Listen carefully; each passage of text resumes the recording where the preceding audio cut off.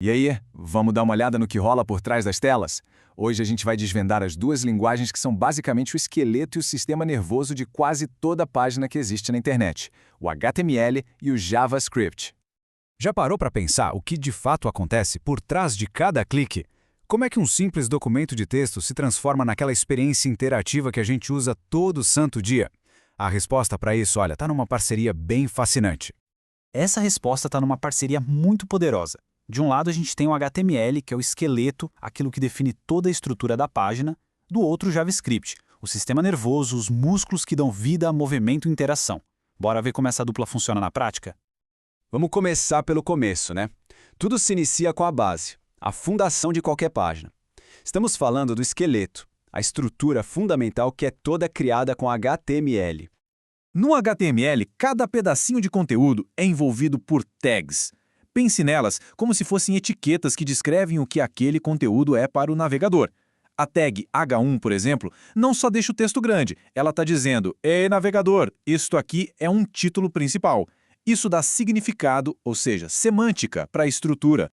Mas olha, essa simplicidade toda esconde uma história bem complexa. Como essa citação aí mostra, a evolução do HTML foi, bom, digamos que foi um pouco caótica. Para os navegadores, interpretar nosso código significa ter que lidar com décadas de inconsistências e até mesmo com bugs que, de tanto existirem, acabaram virando padrão. É uma engenharia impressionante por trás de algo que parece tão simples. Ok, esqueleto montado. E agora? Agora a gente precisa dar vida a ele. A próxima camada é o JavaScript, a linguagem que funciona como os músculos e o sistema nervoso da página, trazendo toda a interatividade. Para começar a entender JavaScript, a gente precisa falar de uma coisa super básica, a variável. E a melhor forma de pensar nela é exatamente como está aqui, um recipiente, uma caixinha.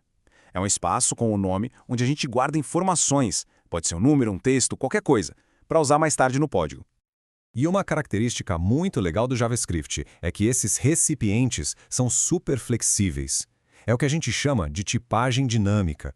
Em muitas outras linguagens, uma caixinha feita para guardar números só pode guardar números e ponto final. Já no JavaScript, a mesma variável pode guardar um número agora e logo depois um texto. Ela se adapta. Agora, imagina só que a gente precise fazer a mesma tarefa várias vezes. Tipo, verificar a idade de um usuário. Ficar escrevendo o mesmo código de novo e de novo é muito ineficiente. A solução para isso são as funções, blocos de código que a gente pode reutilizar. A gente cria a lógica uma vez só e depois pode chamar essa função sempre que precisar. Isso deixa o código muito mais limpo e organizado. Beleza? Já temos a estrutura e a capacidade de executar ações. Mas como o código decide quando fazer alguma coisa? Falta inteligência. É aqui que o JavaScript atua como o cérebro da nossa página, usando lógica e repetição para criar comportamentos mais complexos. A forma mais básica de inteligência num código é a tomada de decisão. Vamos criar um cenário bem simples para entender isso. Imagina que a gente tem umas maçãs. A gente define duas informações. O número de maçãs é 4 e a afirmação de que todas as maçãs são verdes é falsa.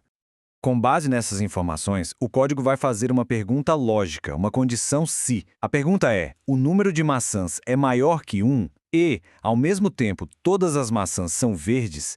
Presta atenção nesse e, porque para a resposta ser sim, as duas partes da pergunta precisam ser verdadeiras. Então, qual é o resultado? A gente viu que a primeira parte da pergunta, temos mais de uma maçã, é verdadeira. São 4, né? Mas a segunda parte, todas são verdes, é falsa.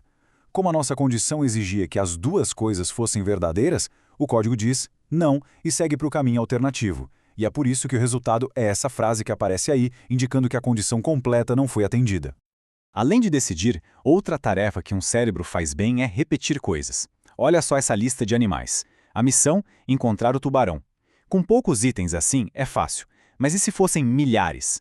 Aí a gente precisa de automação. É aí que os laços de repetição, os famosos loops, entram em cena.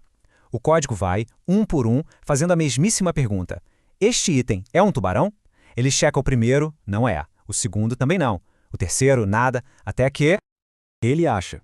Quando a condição finalmente é satisfeita, o código mostra a mensagem de sucesso. E aqui tem um ponto super importante. Ele usa um comando para quebrar o laço, para parar a busca. A tarefa foi cumprida, então não tem por que gastar tempo verificando o resto da lista. É pura eficiência. Ok, já cobrimos o básico.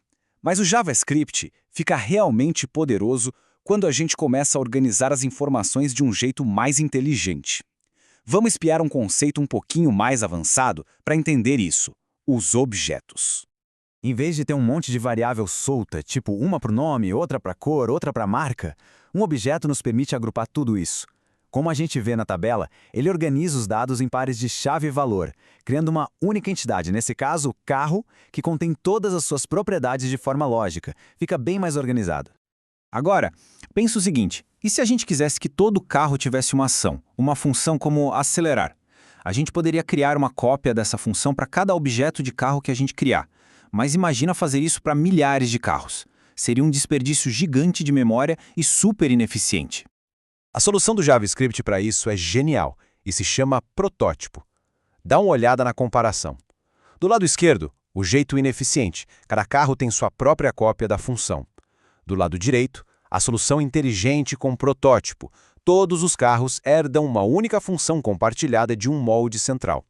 É uma forma muito mais eficiente de trabalhar. Bom, a gente desmontou o mecanismo, viu o esqueleto de HTML e o sistema nervoso de JavaScript em partes separadas. Agora é hora de juntar tudo de novo para entender como essa parceria viva realmente funciona. E a grande sacada é esta: o HTML fornece a estrutura com significado. Ele é, digamos, os substantivos da página. O JavaScript, por sua vez, fornece o comportamento, a ação. Ele é os verbos. É a união dessas duas tecnologias, que são tão diferentes na sua essência, que possibilita a web interativa que a gente usa todos os dias. Isso tudo nos leva a uma reflexão final, né? De um lado, temos o HTML, uma especificação super rígida, cheia de detalhes, que evoluiu de um jeito quase acidental. Do outro, o JavaScript, uma linguagem flexível que se adapta a várias formas de programar. É impressionante pensar que a web inteira se apoia na harmonia perfeita de duas peças tão fundamentalmente diferentes.